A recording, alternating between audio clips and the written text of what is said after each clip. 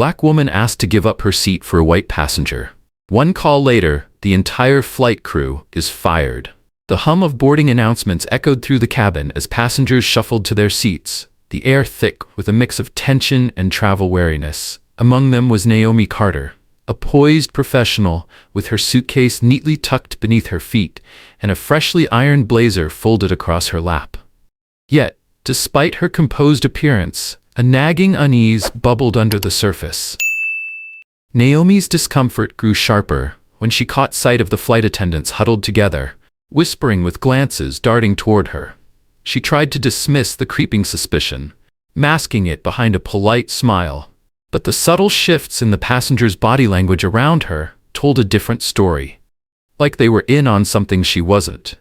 Naomi was on a critical business trip, flying to Charlotte, where she was set to present a high-stakes proposal to a major client.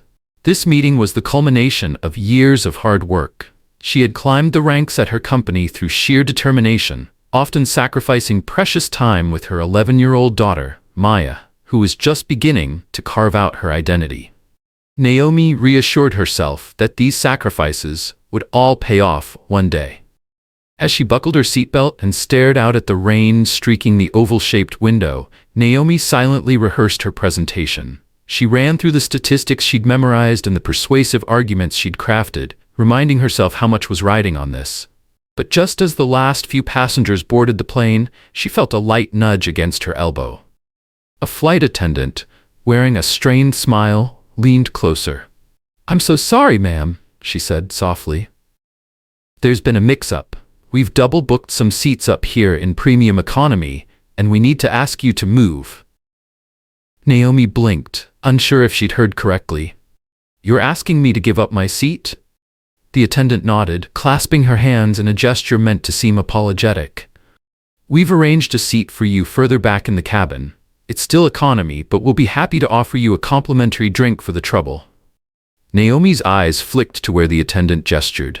She saw a man standing in the aisle, tall, white, and exuding an air of entitlement. He met her gaze with a dismissive shrug, as if to say, "This is just how things work." A knot tightened in Naomi's stomach. The man's impatience, coupled with the forced politeness of the flight attendant, set off warning bells in her head. "I don't understand why I'm being asked to move," Naomi said carefully, keeping her voice measured. "I paid for this seat in advance." "Yes, of course," the attendant replied quickly. "But this gentleman has an upgraded ticket, and we need to accommodate him. It was a mistake in the seat assignments. We sincerely apologize." Naomi noticed the attendant's gaze shift, lingering momentarily on her dark skin and crisp blouse. It wasn't the first time she'd felt this subtle form of scrutiny. She took a deep breath, determined to stay composed. "Why can't he take the seat in the back?" she asked. The flight attendant's polished facade faltered for a split second, annoyance flashing across her face before she forced her professional smile back into place. "He's one of our frequent flyers," she said, her tone clipped. "We're simply trying to honor his status." Naomi exhaled slowly, her mind swirling with memories of countless slights she'd endured over the years, moments of quiet discrimination and injustice. A young woman seated nearby caught Naomi's eye and offered a small, sympathetic smile. It gave her a flicker of courage. "I'm sorry," Naomi said firmly, her voice steady despite the thudding of her heart, "but I'm not giving up my seat. I have a ticket, and I have the right to be here." The attendant's smile grew taut. "We'd really appreciate your cooperation," she pressed. "You'll still get to your destination on time." Naomi's jaw tightened. "I'm not moving," she repeated, more resolutely this time. "I paid for this seat, and there's no valid reason for me to be asked to move to the back." The flight attendant hesitated, clearly flustered. "If you don't comply, I'll have to speak with the supervisor," she said, her tone carrying an edge of thinly veiled warning. Naomi locked eyes with her, unyielding. "Do what you need to do," she said. As the flight attendant turned and walked away, Naomi felt the weight of every stare from the surrounding passengers. Some averted their eyes, others watched with a mixture of curiosity and discomfort. Naomi's heart pounded in her chest, but she reminded herself of one thing. She would not back down. As the tension thickened, Naomi Carter sat frozen in her seat, trying to calm the storm of emotions swirling in her chest. She felt the weight of what had just happened and debated what to do. Should she record this, document the injustice, or quietly comply? But something deep inside told her that enough was enough. She was tired of accepting slights, tired of staying silent. The plane was nearly full, the murmurs of passengers creating an unsettling buzz. The man who wanted Naomi's seat lingered nearby, pretending to scroll through his phone. She caught him casting a sidelong glance at her, the kind of look that screamed entitlement.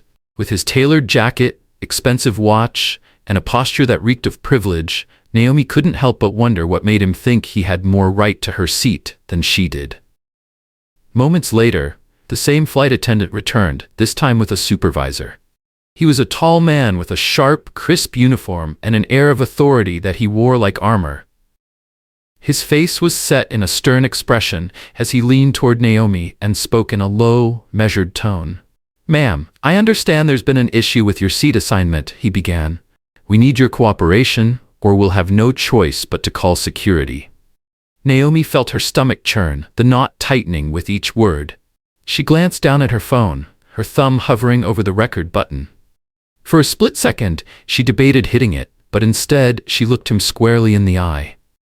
"Are you seriously going to remove me from a seat I paid for?" she asked, her voice trembling but defiant. "If so, you should at least explain why my seat is any less valid than his." The supervisor hesitated, clearly caught off guard by her unwavering tone. He shifted uncomfortably before straightening his stance. "We made a mistake, and we're doing our best to rectify it," he said. "We've offered you another seat. If you continue to refuse, we will have to remove you from the flight." The rows of passengers fell silent, the tension thick and palpable. Naomi could feel their eyes on her, some filled with curiosity, others with sympathy. She noticed a slight tremble in her hand and tucked it beneath the fabric of her blazer to steady herself. But her voice remained firm. "Then do what you have to do," she said. It didn't take long. Within minutes, 2 airport security officers boarded the plane, their presence abrupt and intimidating. One of the officers conferred with the supervisor before turning to Naomi, his expression stoic. "Ma'am, we need you to step off the plane," he said in a low voice. Naomi's mind raced. She thought about the client meeting she was rushing to, the job she'd fought so hard to secure, and her daughter Maya waiting for her back home. But she also thought about what it would mean to give in. No, not this time. She blinked back tears, grabbed her carry-on bag with trembling hands, and rose from her seat. "I'm going," she said, her voice barely above a whisper. "But I'm not staying silent." The eyes of every passenger followed her as she walked down the aisle. Some whispered amongst themselves, while others stared with pity or quickly looked away, unwilling to get involved. The flight attendant stepped aside as Naomi passed, and as she exited the plane, she overheard one of them telling the man with the upgraded ticket that his seat was ready. The knot in her stomach hardened into a heavy stone. Outside the plane, in the bustling boarding area, Naomi pulled out her phone. Her fingers fumbled as she dialed a number. It rang twice before a familiar voice answered. "Naomi, aren't you supposed to be in the air by now? Is everything okay?" "Not exactly," Naomi said, her tone tight with barely controlled anger. "I need you to do me a favor, forward me the contact information for our legal team." There was a brief pause on the other end. "Legal team? Naomi, what happened?" Naomi's grip on the phone tightened as her eyes darted around the terminal. "Something definitely happened," she said, her voice rising with determination. "And I'm not going to let them get away with it." By the time the call ended, the 2 security officers were still standing nearby, watching her closely. An airline manager approached, clipboard in hand, his demeanor a mix of concern and damage control. "Miss Carter, can we have a word?" he began cautiously. "We're very sorry about the inconvenience." Naomi held up a hand, cutting him off mid-sentence. "I have nothing to say to you," she said coldly. "I'll speak to your superiors." With that, she unlocked her phone and opened the camera app. She hit record, staring into the lens with a look of raw determination. "My name is Naomi Carter," she said, her voice trembling but clear. "I was just asked to move to the back of the plane so a white passenger could take my seat." She turned the camera toward the manager, who immediately raised his hands, shaking his head as if to avoid being filmed. "These are the people who forced me off the plane," Naomi said before stopping the recording. She took a deep, shaky breath, unsure whether she wanted to scream or cry. But one thing was certain, she would not let this injustice slide. Not this time. She had worked too hard, endured too much, and stayed silent for too long. Enough was enough. Hours later, Naomi sat in a cramped office near the gate, the air heavy with the smell of stale coffee and frustration. The airline staff offered her a meal voucher and a seat on a later flight as compensation. They slid a statement across the table, asking her to sign it. It said she acknowledged the inconvenience, but would refrain from posting on social media or pursuing legal action. Naomi stared at the paper, her stomach twisting with disgust. Without a word, she picked it up, tore it in half, and tossed it onto the desk. "I won't be needing that," she said icily. The representative stammered, clearly unprepared for her defiance. "Miss Carter, we'd like to resolve this amicably." Naomi stood abruptly, her chair screeching against the floor. "So would I," she said sharply, "but your version of amicable isn't mine." As she walked out of the office, she pulled out her phone and began typing a summary of what had happened, ready to make her voice heard. For once, she wouldn't just let it go. Naomi Carter glared at the statement in front of her, her hands trembling with fury. It was an insult, plain and simple. The airline wanted her to acknowledge she'd been inconvenienced and, in exchange, promised a paltry voucher and silence. No social media posts, no legal action. Her blood boiled. Without hesitation, she tore the paper in half. "I won't be needing that," she said, standing so abruptly that her chair wobbled behind her. The company representative, a young man with a nervous demeanor, stared at her, momentarily speechless. "Miss Carter," he finally stammered, "we'd like to resolve this matter amicably." "So would I," Naomi shot back, her voice cold and steady. "But your version of amicable is sweeping this under the rug. That's not happening." He tried to regain his composure. "We understand your frustration, but please consider that these sorts of misunderstandings can happen to anyone. It's not necessarily." Naomi's eyes flashed with anger. "If you're about to say it's not about race, let me stop you right there." She interrupted sharply. "He was upgraded, and I was told to move to the back. When I refused, you threatened me, and then you actually removed me. And now you want me to sign away my right to talk about it? I don't think so." Before the representative could respond, Naomi spun on her heel and walked out, leaving him standing there, stunned. She stepped into the busy terminal, exhaling shakily as she tried to steady her racing heart. The emotional toll of the day weighed on her, but she refused to let it show. Taking a deep breath, Naomi pulled out her phone and sent a text to the legal counsel her colleague had recommended, summarizing the incident in a few terse sentences. Then, with her pulse thrumming, she uploaded the video she'd recorded earlier to her social media. As soon as the clip went live, her phone lit up with notifications. Messages poured in from friends, colleagues, and even acquaintances she hadn't spoken to in years. Many expressed shock and outrage, while strangers reached out with messages of support or requests for more details. For the first time that day, Naomi felt a flicker of hope. Maybe, just maybe, the world was finally ready to take a stand against injustice. Her new flight wasn't scheduled for several hours, so she wandered the terminal aimlessly, stopping for a coffee she could barely stomach. The adrenaline was keeping her awake, but she knew it would crash eventually. She thought about calling her daughter, Maya, but she worried her voice might give away how rattled she felt. Instead, she called her mentor and closest confidant, Leona Gray. Leona answered on the second ring, her voice warm and soothing. "Naomi, I just saw your post. Are you okay?" Naomi pressed her phone to her ear, her voice faltering. I'm not okay," she admitted, "but I'm dealing with it." Leona let out a deep sigh. "I can't believe they did that. Do you have an attorney yet? Please tell me you're getting ready to sue." "I'm waiting for a call back from the firm my colleague recommended," Naomi said. "To be honest, I'm more angry than anything else. But I'm also worried. What if this blows up and overshadows why I'm traveling in the first place? I have a client meeting tomorrow, and if I miss it because of this, I could lose the deal, and maybe even my job." Leona's voice softened with empathy. "If your company is worth anything, they'll understand. You're doing the right thing, Naomi.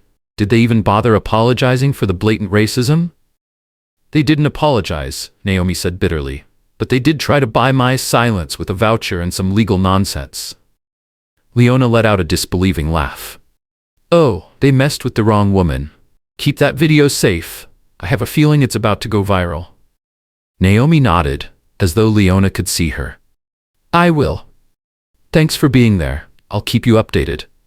After hanging up, Naomi found a quiet corner of the gate area and sank into a chair.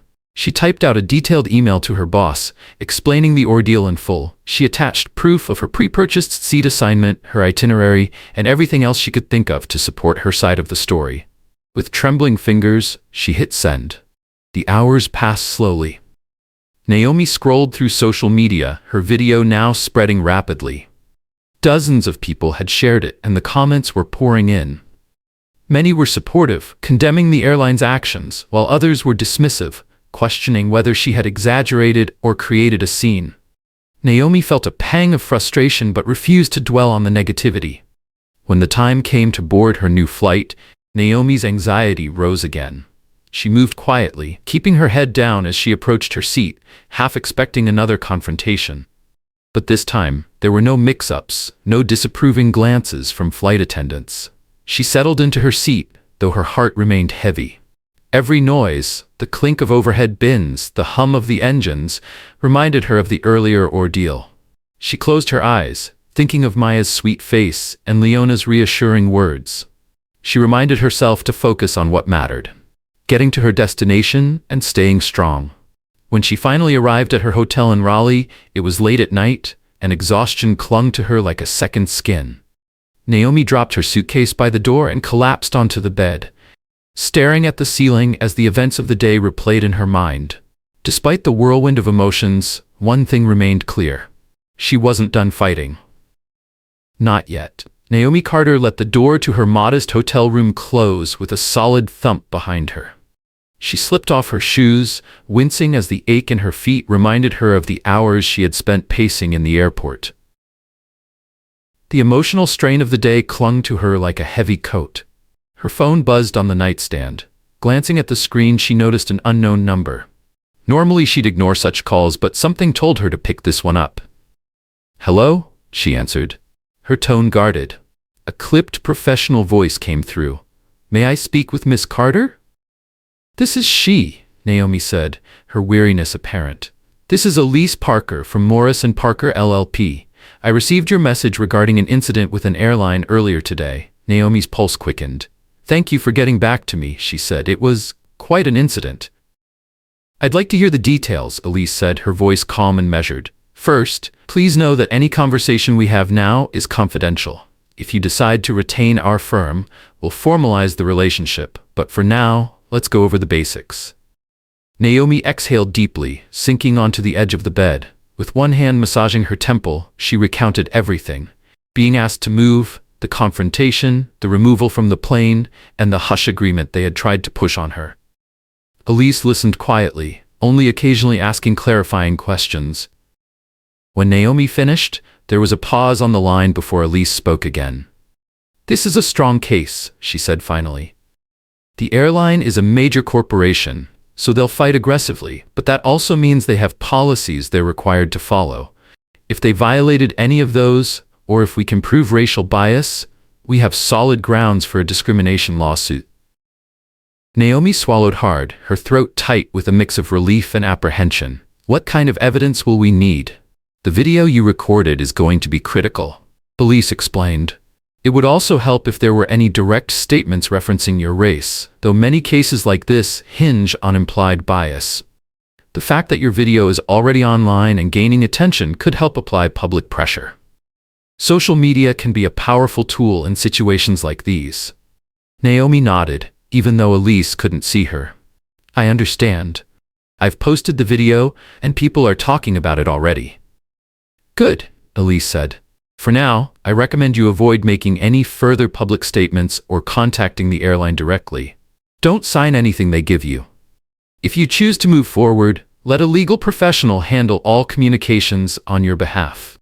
Naomi felt a rush of conflicting emotions, relief at having someone on her side, fear of what lay ahead, and the faintest glimmer of hope. Thank you, she said softly. I'll think about it and get back to you. Before they hung up, Elise added, keep your phone close. These cases can escalate quickly and we'll want to be ready. Naomi set the phone down and stared at it for a moment. The weight of the day finally began to settle over her. It was almost midnight, and her body ached with exhaustion. She changed into pajamas, brushed her teeth, and climbed into bed, but sleep didn't come easily. Every time she closed her eyes, images from the day flashed in her mind. The flight attendant's condescending tone, the security officers looming over her, the entitled man claiming her seat as if it were his birthright. She tossed and turned, her dreams haunted by humiliating demands and cold stares. When she finally woke the next morning, her pillow was damp with tears she hadn't realized she'd shed in her sleep. Later that morning, Naomi stood in the mirrored elevator of a sleek skyscraper in downtown Raleigh, clutching her presentation materials. The 28th floor conference room awaited, with its panoramic windows overlooking the city under a crisp blue sky.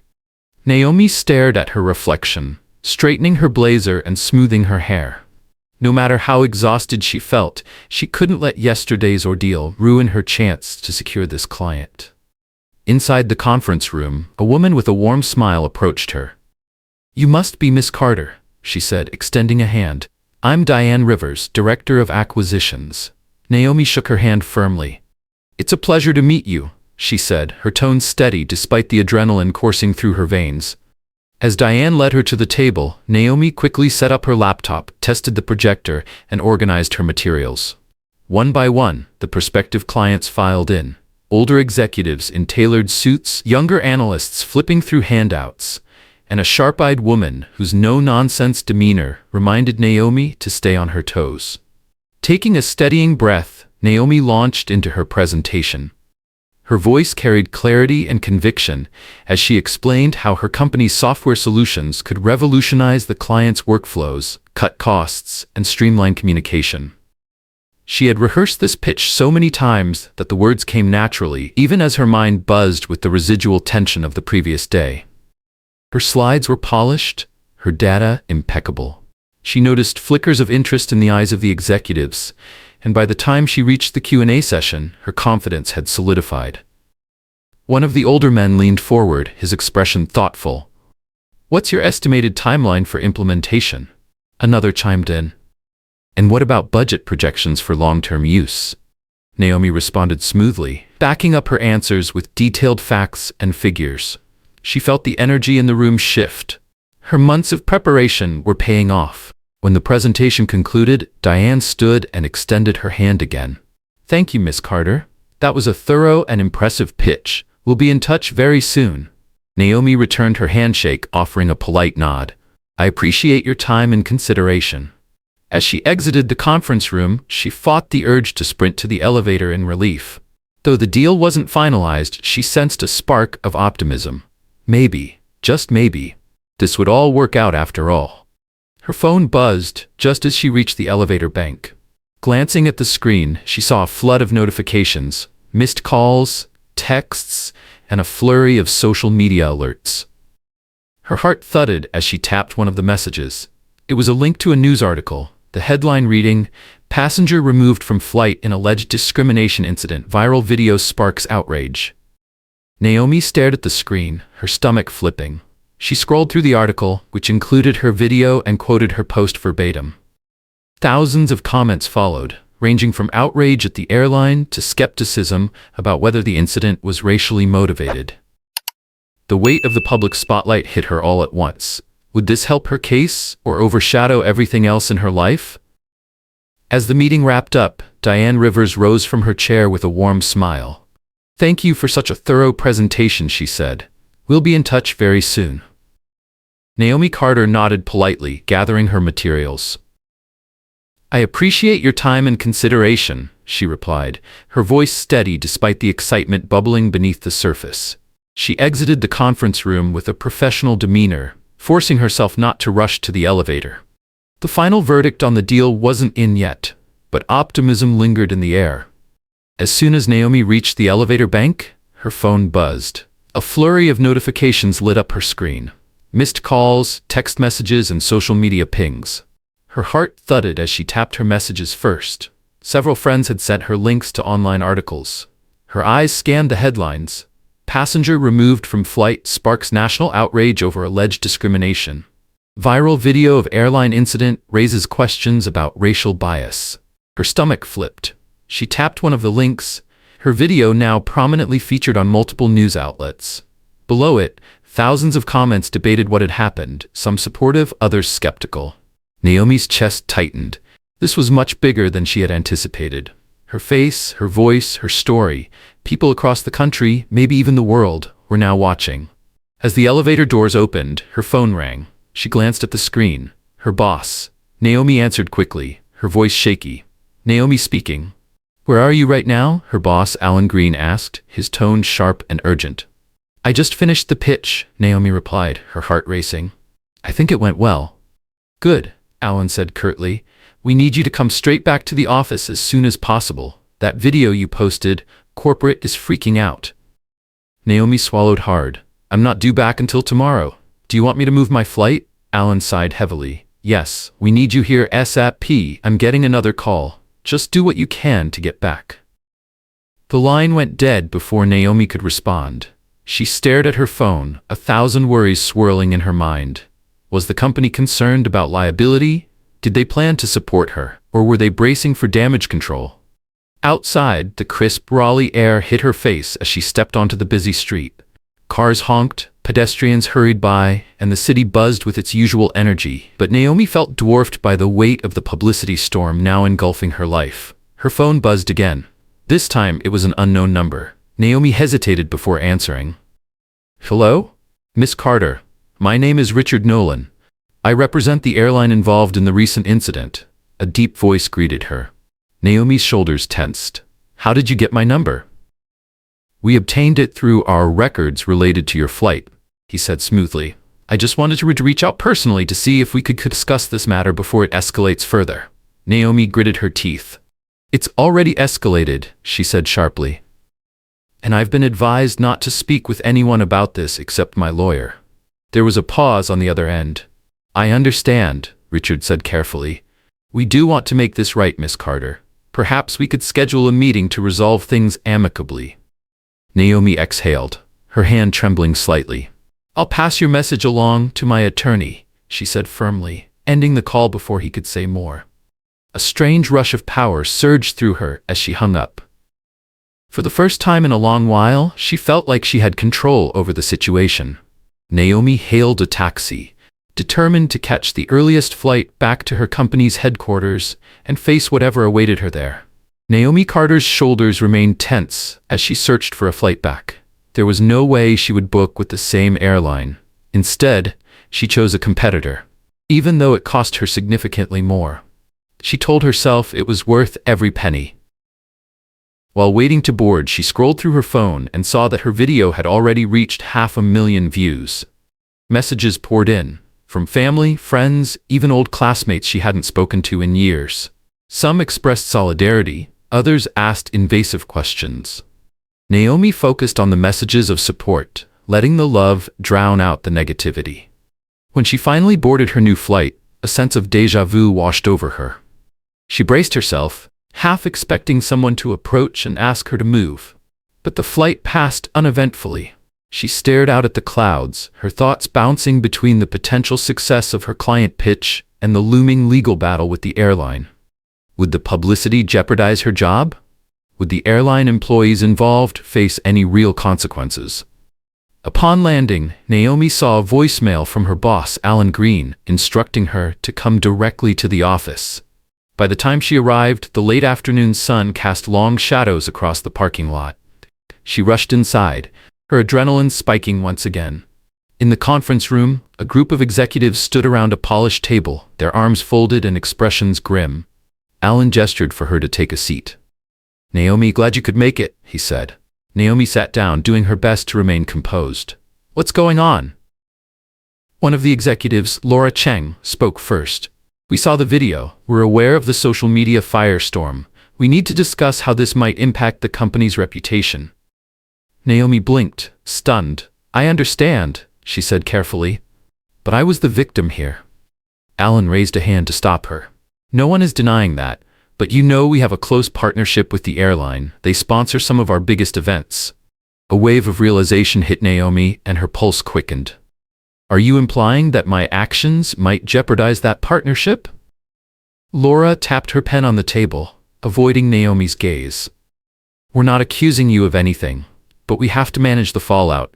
The airline is a major sponsor, and they've already hinted that they might pull out of deals if the negative press continues. Naomi stared at them in disbelief. So, what are you asking me to do? Issue a statement saying this was all a misunderstanding? Let them off the hook?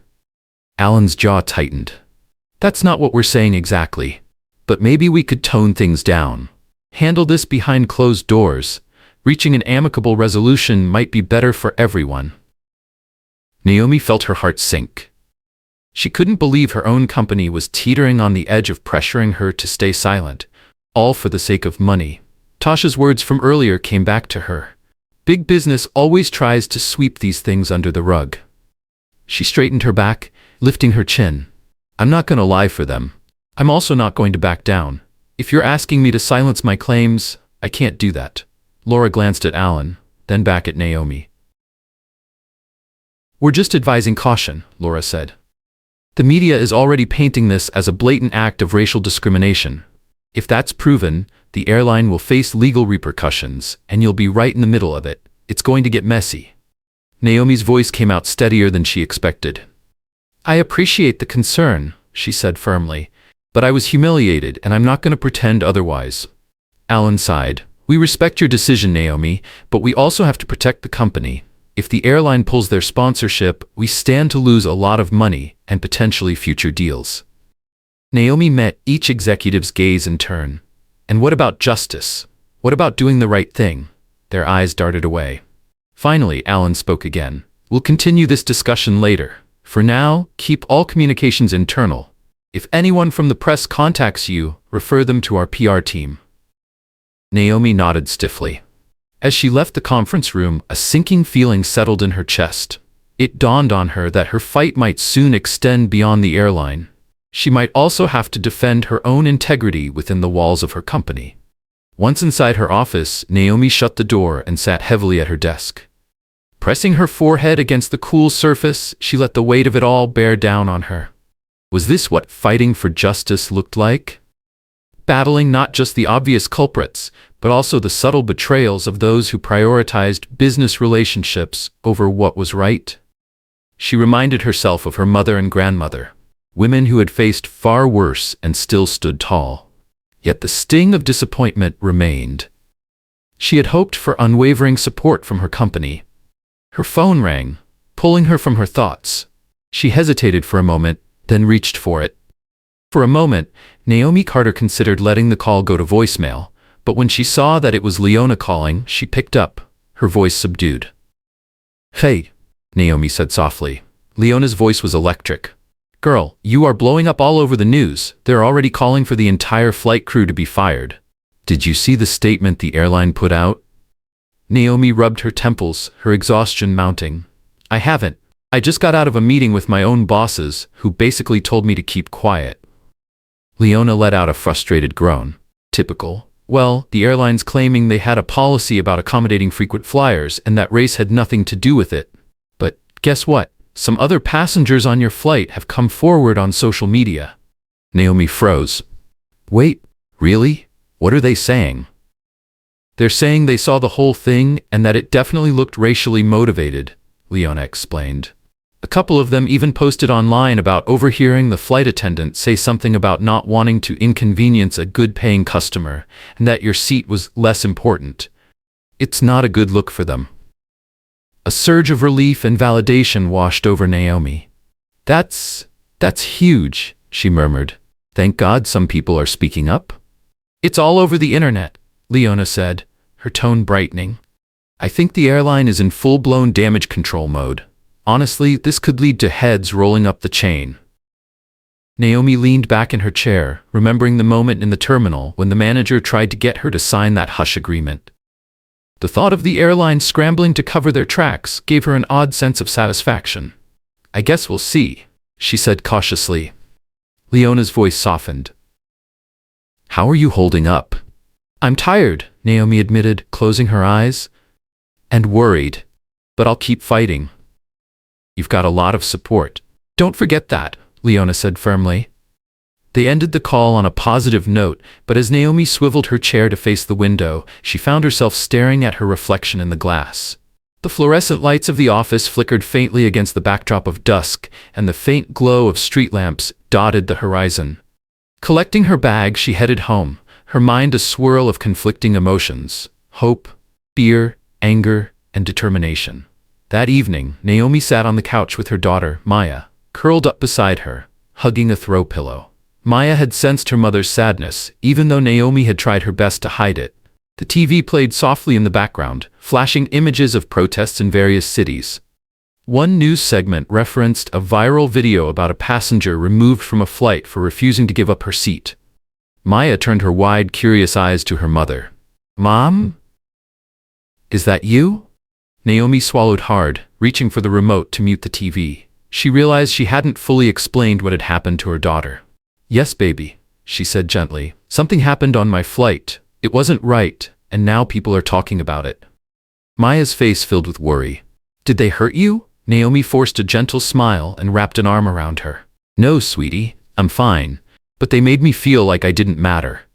Maya tucked her legs under her chin and said firmly, "But you matter to me." Naomi's chest tightened with emotion as she pulled Maya closer, kissing the top of her head. "Thank you," she whispered. "I love you." For a moment, they stayed like that, cocooned in each other's presence. Then Maya sat up, her face serious. "Are they going to get in trouble?" Naomi paused, choosing her words carefully. "I think so. A lot of people are upset about what happened. When enough people come together, things can change." Maya nodded, seemingly satisfied with that answer. A few moments later, she changed the subject, asking about school and whether she could join a new dance class. Naomi focused on the conversation, grateful for the brief distraction, though the weight of the confrontation ahead still loomed in the back of her mind. Morning arrived with a flurry of new developments. Naomi woke to a barrage of text messages and missed calls. Several were from Alan, instructing her to come into the office early.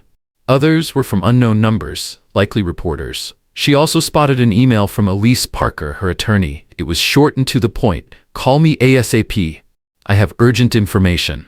Naomi showered, dressed in a sharp black pantsuit, and tried to center herself. She reminded herself of the truth. She was in the right, no matter how messy things might get. Once ready, she dialed Elise's number. Elise answered immediately. "Naomi, I'm glad you called. Are you aware that the airline just fired 3 flight attendants and the supervisor who removed you from the plane?" Naomi's pulse pounded. "No, I hadn't heard." "It's all over the news," Elise continued. "The airline is claiming those employees violated company policy by mishandling the seat mix-up." Naomi felt a mix of emotions: shock, vindication, and a flicker of unease. So they're just firing them? That's their solution? "It seems like they're trying to pin everything on those individuals to avoid deeper scrutiny," Elise explained. "We need to decide how to respond." Naomi nodded to herself, gripping the phone tighter. The fight was far from over. The airline's announcement was making headlines, and as Naomi Carter listened to Elise Parker's calm explanation, her emotions churned. Elise had just explained that the airline fired the flight attendants and supervisor involved in Naomi's case. "So, they're trying to pin it all on those employees," Naomi said, her voice tight with disbelief. "Exactly," Elise replied. "They probably hope this will quiet public outrage and avoid deeper scrutiny. But the bigger question is whether you want to file a lawsuit against the airline itself. If we go to court, they might use the firings as evidence that they've already addressed the issue internally." Naomi pressed her lips together, recalling the smug expressions of the flight attendants and the condescending tone of the supervisor. "I can't say I'm sad to see them gone," she admitted. "But it doesn't change what happened. It doesn't fix the system." "Indeed," Elise agreed, her tone measured. "Let me know if you want to move forward. I think we have a strong case, but it's ultimately your decision." Naomi bit her lip. "I need to talk to my boss. My company has a partnership with the airline, and it's complicated." "I understand," Elise said gently. "Just don't let them intimidate you into silence. You have rights. After the call ended, Naomi sat still for a moment, her mind swirling with triumph and apprehension. Part of her felt validated. People had lost their jobs because of what had happened. But another part of her wondered, were these employees just scapegoats? Did the airline's culture encourage discrimination? Or was this an isolated incident? Arriving at her office later that day, Naomi immediately noticed the tense atmosphere. Colleagues avoided eye contact, their whispers tapering off when she walked by. She barely had time to sit at her desk before her boss, Alan Green, approached her. "Naomi, can we talk privately?" he asked. She followed him to a meeting room, her stomach tightening. Inside, Alan wasted no time. "I'm sure you've heard the news," he began. "The airline fired the entire flight crew involved in your incident." Naomi nodded stiffly. "Yeah, I just found out." Alan leaned against the table, his tone turning cautious. "We're getting calls from the airline. They want us to encourage you not to pursue further legal action. They're saying they've already handled the situation." Naomi felt her skin prickle with anger. "So, they just want to sweep it under the rug? Fire a few people, call them bad apples, and move on?" Alan's gaze dropped to the floor. "They've also offered to reinstate the sponsorship if we can convince you to drop this. They're even offering a settlement, a significant one, enough to cover any potential damages and then some." Naomi's hands curled into fists. "They think they can buy me off? Is that what you're telling me?" Alan held up his hands defensively, a pleading look in his eyes. "I'm just the messenger, Naomi. Look, I hate what they did to you personally, but the partnership is worth millions. If you go forward with a lawsuit, they'll drop us completely. That could mean layoffs across multiple departments. You have to see the bigger picture." Naomi felt as though the walls were closing in. She thought of her colleagues, the ones who might lose their jobs if the partnership fell apart. She thought of her own livelihood, built on years of hard work. But then she remembered the humiliation she'd felt on that plane. The fear. The disrespect. "So, you're saying my fight for justice isn't worth the cost?" she asked, her voice trembling with anger. Alan cringed. "That's not what I'm saying. But these are real-world consequences. You have to make a decision with your eyes wide open." Naomi folded her arms, tears stinging her eyes. "I need time to think. I'm not promising anything." Alan nodded, relief and anxiety mingling on his face. "Just let me know soon." Without another word, Naomi spun on her heel and left the room, ignoring the curious looks from her colleagues. She returned to her office, shut the door, and collapsed into her chair. Her mind spiraled with doubt and frustration.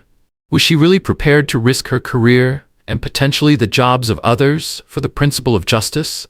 Or would accepting a settlement mean validating the very system that enabled such injustices? She picked up her phone and dialed Leona Gray. Her hands trembled as she waited for her friend to answer. "Naomi?" Leona said, her voice immediately concerned. "What's wrong?" Naomi poured out everything. The firings, the airline's offer, and her company's pressure to let it go. Her voice quivered with frustration as she finished. Leona's reply was firm. "Don't let them bully you. If you stand up now, you might protect someone else down the road." Naomi looked out her office window at the city skyline. "But if I go forward, people might lose their jobs. I can't just ignore that." Leona's tone softened. "If the airline pulls their sponsorship, that's on them, not you. They're the ones who caused this, Naomi. They're just trying to manipulate you into silence. Besides, do you really want to work for a company that's willing to sell you out the moment big money is at stake?" Naomi swallowed hard. "I do like my job. I've worked so hard to get here." "I know," Leona said gently. "But sometimes we have to be the catalyst for change. Think of Maya. Think of all the women of color who faced discrimination and never had the chance to speak up." Naomi closed her eyes, picturing her daughter's concerned face. An unsteady resolve began to form within her. "You're right," she said quietly. "Let me call Elise." 2 days later, Naomi sat across from Elise in a sleek downtown office building. The air smelled of leather and polished wood. Elise leaned forward, her expression focused. "The airline is hoping their actions, firing the crew, will quiet the public and prevent further legal action. But based on everything we've discussed, I believe we have a strong case if you want to move forward." Naomi clasped her hands together, her voice steady despite her nerves. "Let's do it. File the lawsuit. I want them to know this isn't just about money. It's about making sure this doesn't happen again. Elise studied her for a moment, then nodded. Understood. I'll take care of the paperwork. Naomi exhaled deeply, bracing herself. This was just the beginning, but she knew one thing for sure. She wouldn't back down. The office smelled of polished leather and cedar, the air quiet but charged with the weight of decisions to come. Elise Parker laid out the formalities of filing a lawsuit, potential costs, the time it could take, and the possible outcomes. Naomi Carter listened intently, her expression set in determined lines. Then Elise dropped a bombshell. Some of the fired employees have reached out for legal representation, she said. One of them, the supervisor, claims he was just following the airline's policy and that higher-ups were fully aware of what was happening. Naomi's eyebrows shot up. Seriously? Elise nodded. Apparently he's furious that the airline threw him under the bus. If he's willing to testify that he was following discriminatory company practices, it could be a game changer for your case. For the first time since this ordeal began, Naomi felt a flicker of real hope. So if he's telling the truth, it shows this isn't just about a few bad employees, it's the entire culture? Exactly, Elise confirmed. We'll see what evidence he can provide, but it's a strong lead. Naomi clasped her hands together, her heart thrumming. I want to move forward, she said firmly. This isn't just about money. It's about making sure this doesn't keep happening. Elise studied her for a moment before nodding. All right, I'll file the paperwork, but be prepared. The media will pick up on this, and it's going to get bigger. Are you ready for that kind of attention? Naomi hesitated, her thoughts flickering to Maya, her already upended life, and the hate mail she'd begun receiving. Then she squared her shoulders. I'm ready. Over the next few weeks, the lawsuit set off a nationwide conversation about racism, discrimination, and corporate accountability. Naomi's face appeared on evening news segments, talk shows, and countless social media posts. Civil rights groups rallied behind her, flooding her with messages of support. At the same time, hateful comments from skeptics and detractors poured in, accusing her of exaggerating or seeking attention. Each day felt like walking a tightrope. Her own company remained eerily quiet, neither firing her nor publicly supporting her. Colleagues whispered their encouragement in hushed tones, but no one spoke up in any meaningful way. The silence stung, but it also fueled Naomi's determination. She realized how deeply fear was embedded in corporate culture. Fear of controversy, fear of losing money, fear of standing up. Meanwhile, the airline scrambled to contain its growing PR disaster. News broke that the fired supervisor had turned whistleblower. He claimed management routinely instructed staff to prioritize premium or white passengers over others. He even leaked internal documents showing that frequent flyers of color were disproportionately seated in the back, while white passengers received preferential treatment. The revelations ignited a firestorm. Boycotts and protests erupted outside airports, with demonstrators holding signs demanding justice. The company's CEO announced sweeping changes to customer relations policies, promising to root out discriminatory practices. But the damage was done. Shares of the airline's stock plummeted, and the brand became synonymous with racial bias. Amid the chaos, Elise called Naomi with an update. They want to settle, she said cautiously. They're offering a large sum of money plus a public apology. Naomi pursed her lips. And if I don't accept, they'll fight in court, Elise explained. That could take years, with more stress and legal fees. You might still win, but it'll be a long road. Naomi's mind raced. She thought about Maya, her precarious position at work, and the hate mail she'd been receiving, but she also thought about the thousands of people who now saw her as a symbol of resistance. Someone who had refused to back down. Does the settlement come with a gag order? She asked, her voice trembling slightly. They are requesting one, Elise confirmed. It would prevent you from discussing the specifics of the case or the settlement publicly. Naomi's heart sank. Accepting the gag order would mean she couldn't speak openly about the injustice. The airline would get to move forward, shielded from further public scrutiny. I need time to think, she said finally. Time felt elastic, both compressed and endless, as Naomi grappled with her decision.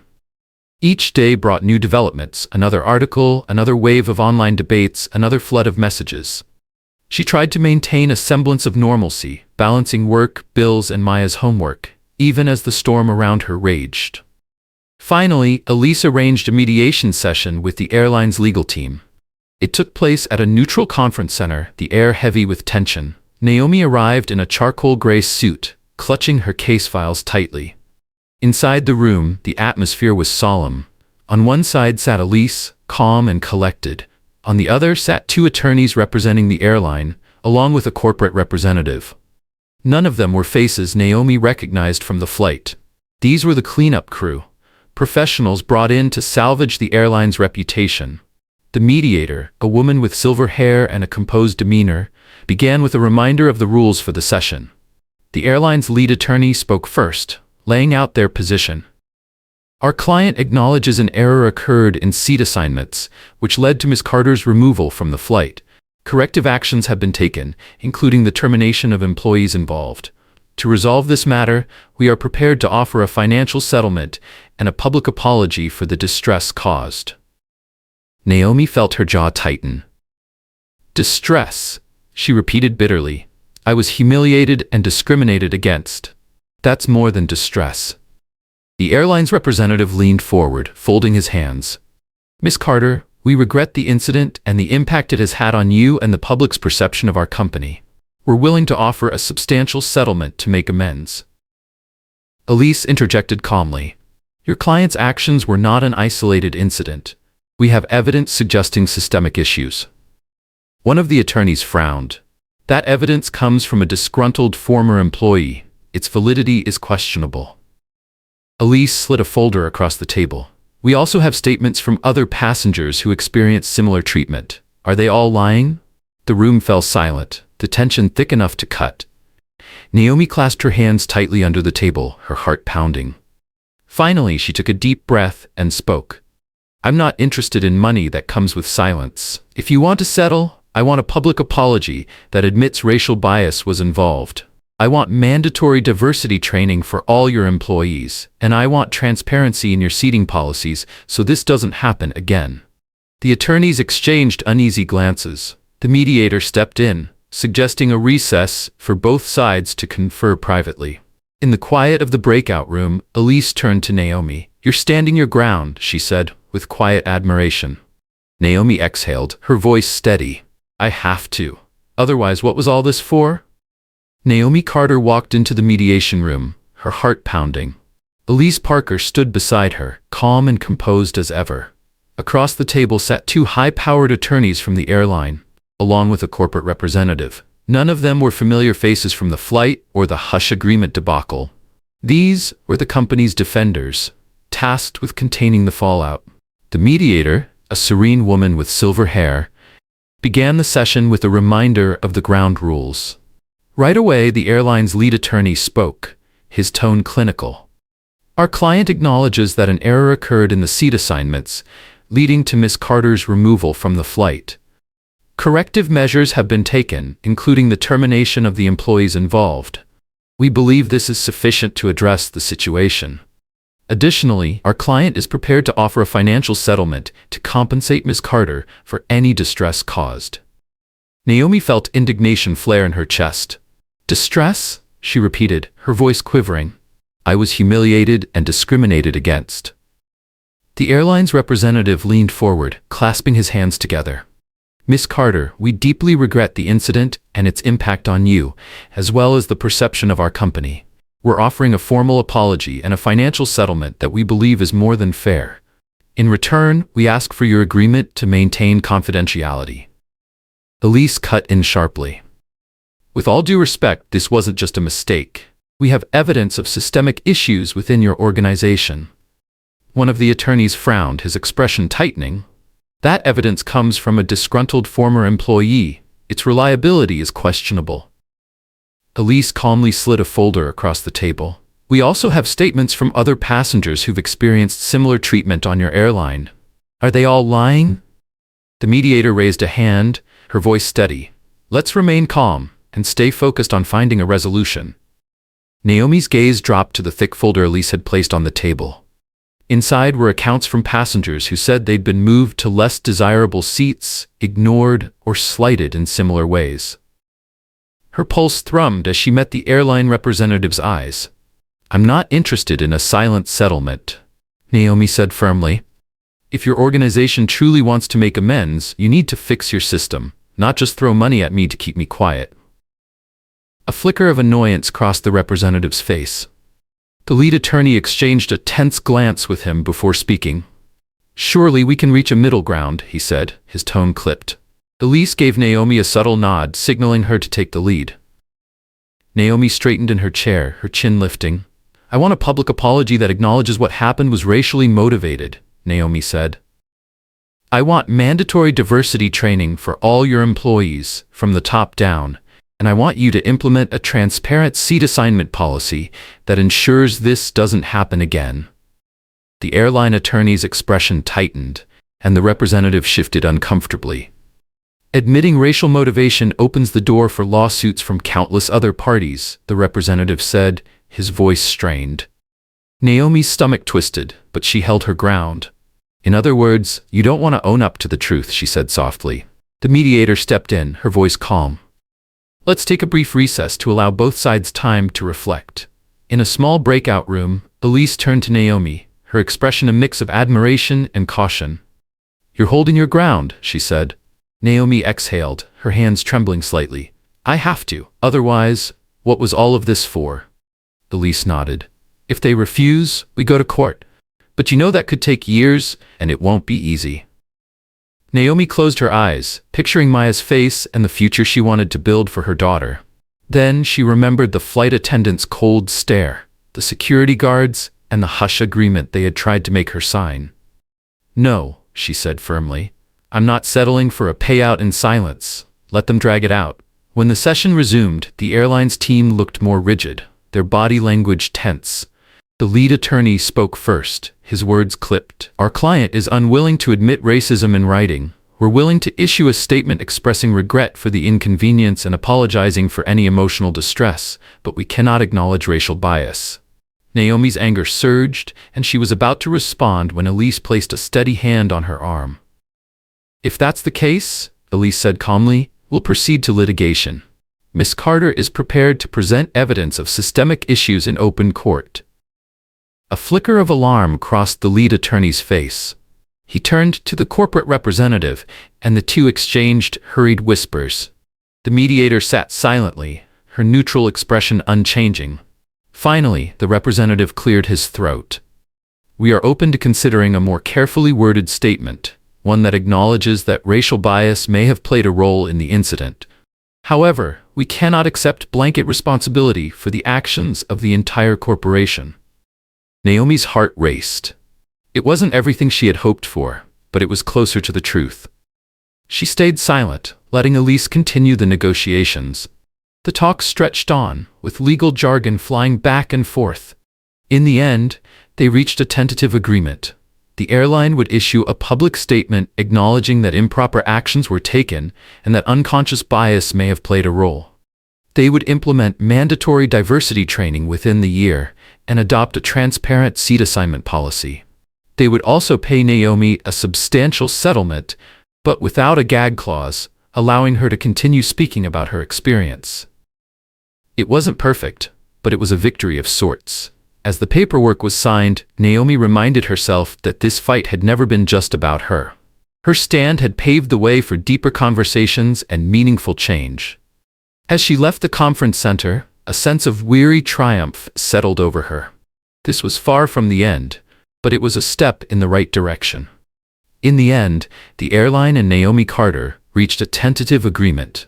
The airline would issue a public statement acknowledging that improper actions had occurred, influenced by unconscious bias on the part of its staff.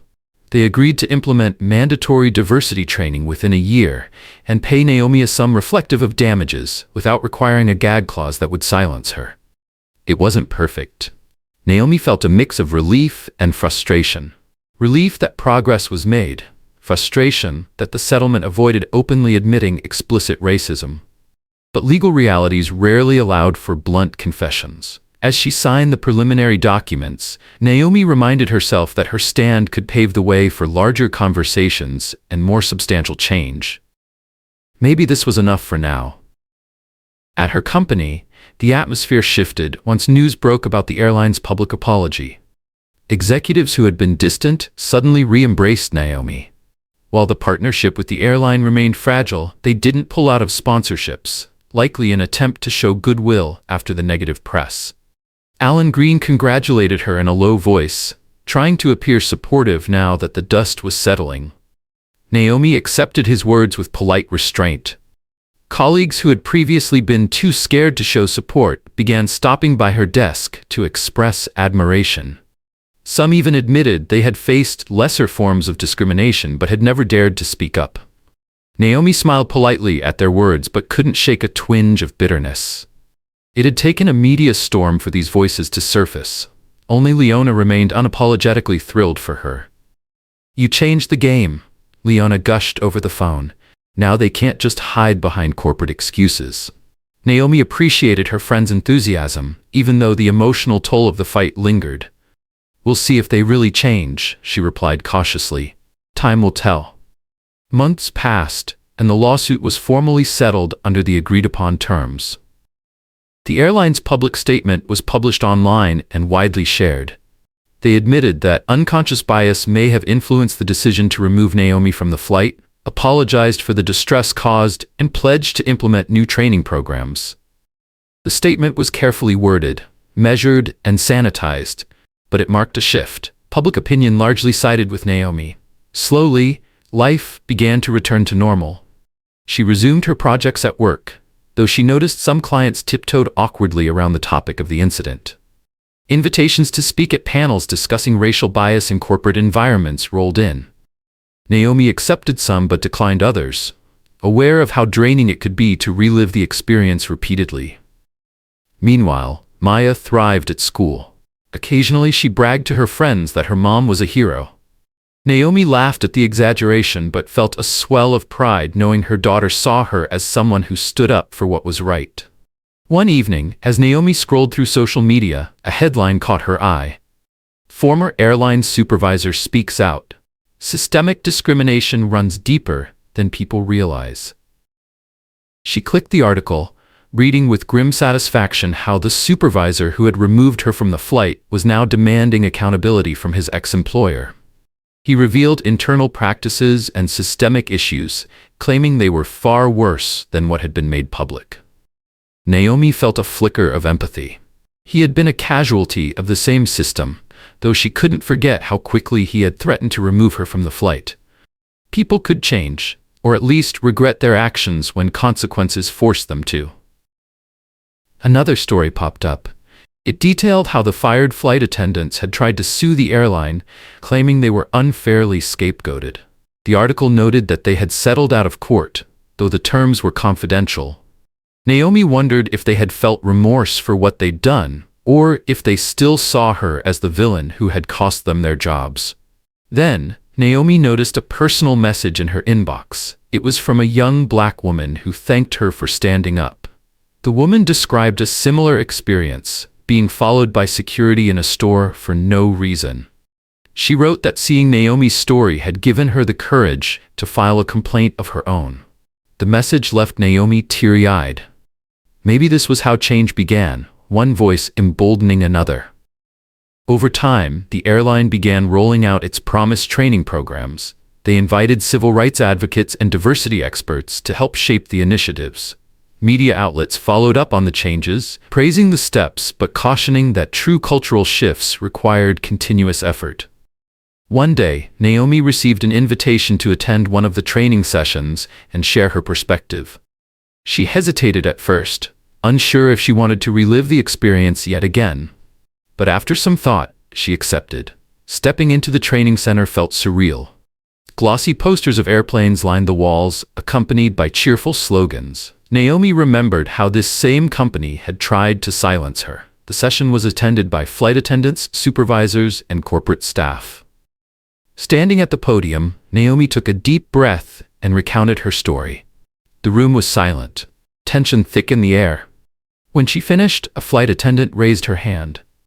"How could we have handled things better?" she asked, her voice tentative.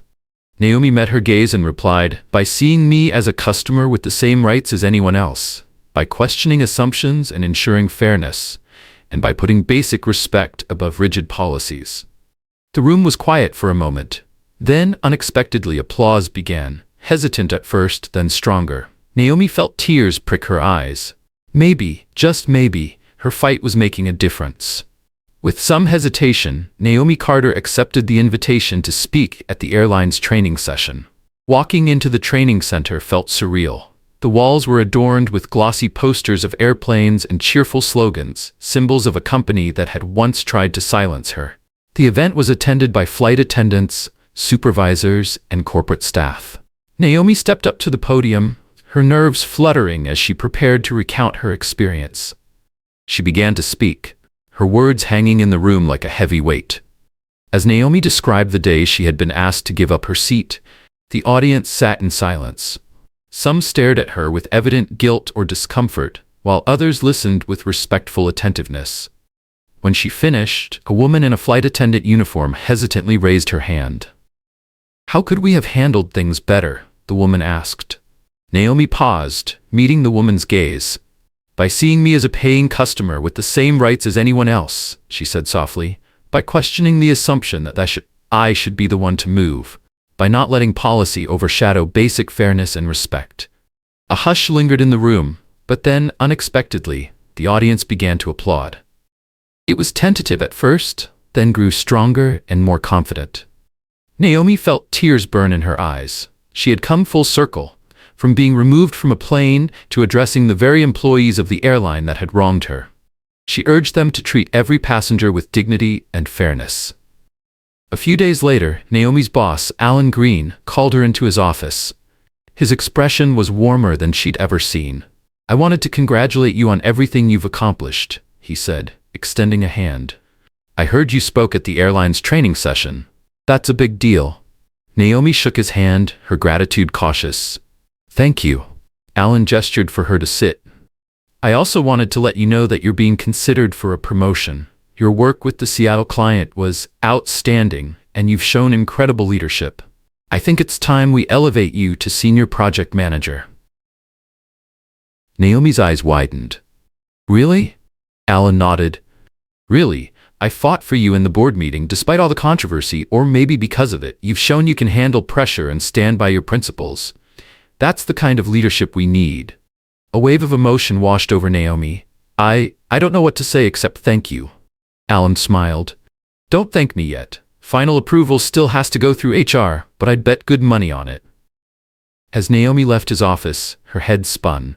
The same leadership that had once been reluctant to support her was now rewarding her.